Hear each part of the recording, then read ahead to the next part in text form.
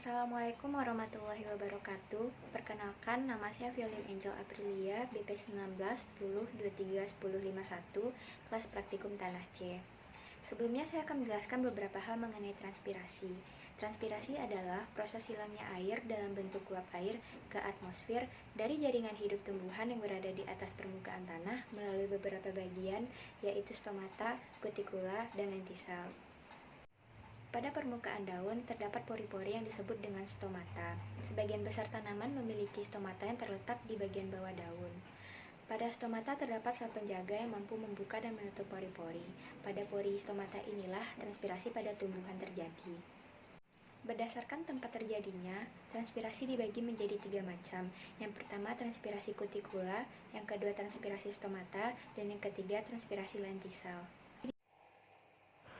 Pada praktikum kali ini, bahan yang digunakan ada 2, yaitu plastik untuk membungkus daun, kemudian tali rafia untuk mengikat.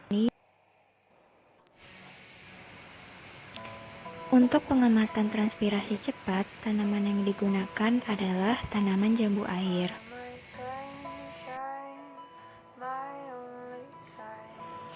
Untuk pengamatan transpirasi cepat, langkah kerja yang dilakukan adalah daun yang tidak dilepaskan dari batangnya dimasukkan ke dalam plastik. Seluruh permukaan daun harus tertutupi oleh plastik. Kemudian plastik diikatkan pada batang daun menggunakan tali rafia dengan erat. Hal ini agar uap air hasil transpirasi pada daun dapat tertangkap oleh plastik.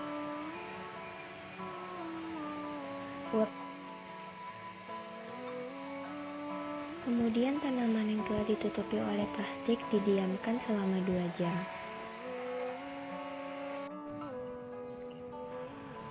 Pada hasil transpirasi cepat, terlihat jelas air dari transpirasi yang tertangkap pada plastik.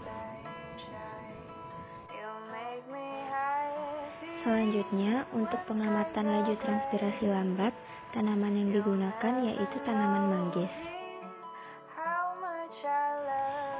Untuk langkah kerja laju transpirasi lambat sama seperti langkah kerja sebelumnya pada laju transpirasi cepat. Daun yang tidak dilepas dari batangnya dimasukkan ke dalam plastik. Seluruh permukaan daun harus tertutupi oleh plastik. Kemudian plastik diikatkan pada batang daun menggunakan tali rafia dengan erat. Hal ini juga bertujuan agar uap air dapat tertangkap oleh plastik.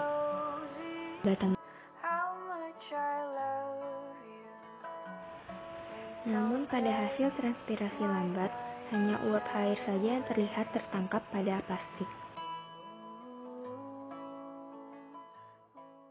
Dari pengamatan yang telah dilakukan, laju transpirasi tanaman jambu air berbeda dibandingkan laju transpirasi tanaman manggis.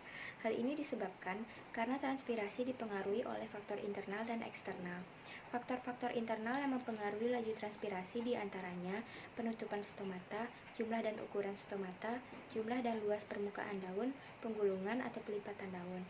Sedangkan faktor-faktor eksternal yang mempengaruhi laju transpirasi diantaranya ada sinar matahari, suhu, kelembapan udara, angin, dan keadaan air.